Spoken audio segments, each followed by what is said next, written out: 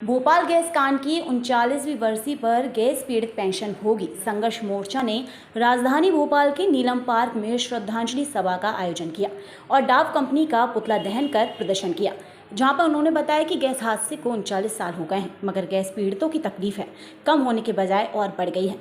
मुश्किल ये है कि आप किसी भी गैस राहत हॉस्पिटल में चले जाइए, गैस पीड़ितों को कहीं पर भी मुकम्मल इलाज नहीं मिल रहा है। कहीं पर डॉक्टरों की कमी है, नर्सों की कमी है, दवाइयाँ नहीं मिल रही हैं। हर जगह गैस पीड़ितों को परेशानी का सामना करना पड़ रहा है। वहीं 3 दिसंबर को मतगणना को लेकर बताया गया कि मैं समझता हूँ कि बहुत ही शर्मनाक कदम उठाया है चुनाव आयोग ने। हम लोगों ने इस चीज़ को लेकर ज्ञापन भी दिया था कि 3 दिसंबर को मतगणना नहीं होनी चाहिए, कम से कम एक दिन आगे मतगणना को बढ़ा दीजिए, मगर हम लोगों की नहीं सुनी गई। जी नाम दीजिए। आज आप लोग ये प्रदर्शन कर रहे हैं, भोपाल गैस त्रासदी को आज पूरे 39 साल का एक लंबा समय बीत गया है। इन 39 वर्षों में गैस पीड़ितों की जो समस्याएं हैं, जो तकलीफ है, वो कम होने की अपेक्षा और बढ़ती गई। मुश्किल ये है कि आप किसी भी गैस राहत अस्पताल में चले जाइए, कहीं भी गैस पीड़ितों को पूरा इलाज नहीं मिल रहा है। डॉक्टर्स की कमी है, नर्सों की कमी है, दवाइयों का टोटा है। आखिर बजट होने के बाद भी बजट भी बनाया जाता है, तो फिर दवाइयाँ क्यों नहीं मिलती गैस पीड़ितों के लिए? सही इलाज क्यों नहीं होता? इतना बड़ा बीएमएचआरसी हॉस्पिटल बनाया गया है, जो गैस पीड़ितों के संघर्ष के कारण ही सुप्रीम कोर्ट ने आदेश दिया, उसके अंतर्गत ही बना था 2001 में। वहां भी जाके देखिए, गैस पीड़ित जाते हैं, दवाइयाँ नहीं मिलती हैं। कोई देखने वाला यदि परीक्षण ही करना है, उसकी जांच करना है, तो जांच के लिए एक-एक महीने का टाइम दिया जाता है। ये बीएमएचआरसी की स्थिति है। तो इलाज के बारे में भयंकर लापरवाही है। गैस पीड़ित तिल-तिल करके आज भी मर रहे हैं मजबूरी में। 39 साल का ये समय जो है ना, बड़ा कष्ट देने वाला समय है गैस पीड़ितों के लिए, और इस त्रासदी को गैस पीड़ित जिसने भुगता है वो कभी जीवन में भूल नहीं सकता है कि उस दिन 3 दिसंबर को क्या हुआ था भोपाल में। हजारों लाशें जो है ना, सड़कों पे पड़ी हुई थी, फुटपाथ पे पड़े हुए थे लोग, कोई देखने वाला नहीं था। जहां जिसको समय मिल रहा था वहां भाग रहा था। आज स्थिति ये है कि कई लोग कहते हैं गैस पीड़ितों को मुआवजा तो मिल गया, अब किस बात की लड़ाई है? ऐसे मालूम पड़ता है कि पूरा संघर्ष हमारा मुआवजे के ऊपर है, और मुआवजा भी क्या मिला है?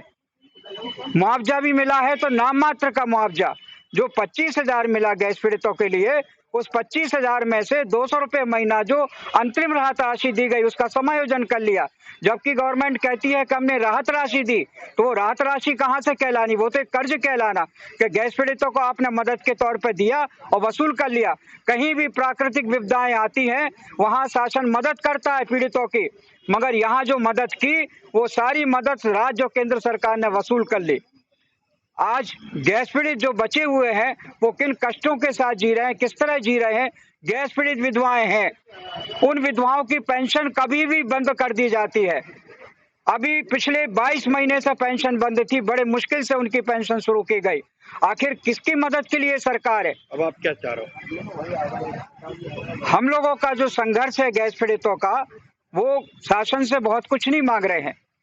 क्यूरेटिव पिटीशन दायर थी सुधारात्मक याचिका सुप्रीम कोर्ट में, उसमें इन्होंने गैस पीड़ितों के सही आंकड़े पेश नहीं किए और वो याचिका खारिज हो गई सुप्रीम कोर्ट से। जबकि होना चाहिए था कि जो 5,75,000 गैस पीड़ित हैं, उनकी संख्या सुप्रीम कोर्ट में रखना थी। वो पुरानी ही गिनती 1,03,000 और डेथ का आंकड़ा क्या बताया? 5,295, जबकि 25,000 से ज्यादा मौतें हो चुकी। 1997 में मौतों का रजिस्ट्रेशन वेलफेयर कमिश्नर के यहाँ बंद कर दिया गया।